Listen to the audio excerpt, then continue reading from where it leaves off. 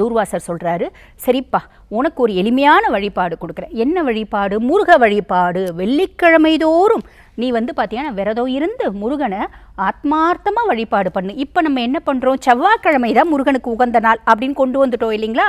ஆனால் உண்மை என்ன அப்படின்னா, தூர்வாச முனிவர் சொன்னது வெள்ளிக்கிழமை தோறும் நீ விரதம் இருந்து முருகனுக்கு வழிபாடு பண்ணு அப்படின்றாரு. நீ வழிபாடு பண்ணால் இழந்த செல்வம் இழந்த நாடு உனக்கு திரும்ப பெறும் அப்படின்னு சொல்கிறார்.